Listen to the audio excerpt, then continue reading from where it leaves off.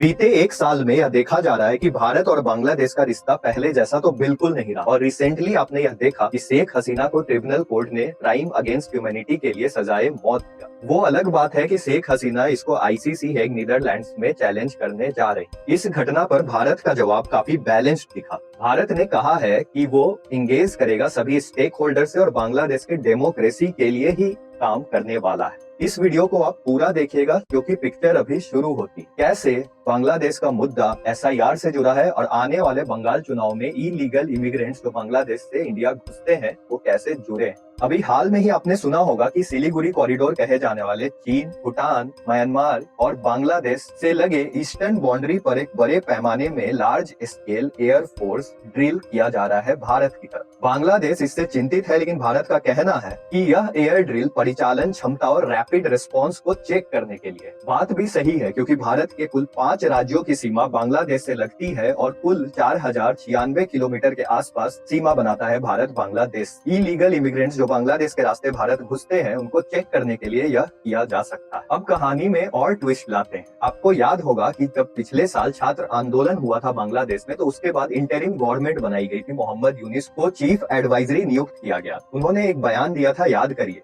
कि भारत एक landlocked है and Bangladesh is the only gateway to the ocean region. इससे यह तो पता चलता है कि भारत के लिए यह रीजन कितना इम्पोर्टेंट है। बीते समय में सीए प्रोटेस्ट हो या फिर एसआईआर के मुद्दे हो, इससे भारत और बांग्लादेश के रिश्ते पर असर दिख रहा था। हसीना के कार्यकाल में सब चीज सही चल रहा था, लेकिन अब आने वाला गवर्नमेंट बांग्लादेश में कैसा रिएक्ट करने वाला है यह किसी को नहीं पता है। इधर भारत शेख हसीना को सौंपेगा, यह भी काफी कुछ दर्शाएगा। वहीं पर हम देखें तो पाकिस्तान अपने मंत्री को रेगुलर बांग्लादेश में भेज रहा है और जो पाकिस्तान से उसके रिश्ते खराब थे अब अच्छे हो रहे। अब इन सभी चीजों को जोड़िए तो आपको पता चलेगा कि बीते दशक में मौजूदा भारत सरकार ने इलीगल इमिग्रेंट्स की समस्या पर जोर दे रखा है। डेटा भी कुछ ऐसा ही शो कर रहा है कि 2007 के डेटा के अनुसार कुल इमिग्रेंट्स जो अंदर आते हैं बांग्लादेश के रास्ते से वो 12 मिलियन, और इसका सबसे ज्यादा असर पड़ेगा आने वाले 2026 के बंगाल चुनाव में, जहां पर यह कहा जा रहा है कि बंगाल में करीब 1 करोड़ इन एलिजिबल वोटर्स। और यहीं पर एसआईआर पिक्चर में आता है, जहां पर इलेक्शन कमीशन ऑफ इंडिया ने यह कहा है कि कुल बंगाल में 34 लाख ऐसे आधार कार्ड हैं जो डिसीज। इसका मतलब यह है कि वो आधार कार्ड ऑलरेडी इनएक्टिव। वहीं पर विपक्ष और कुछ इकोनॉमिस्ट का कहना है कि यह एसआईआर एक new form of political genocide है।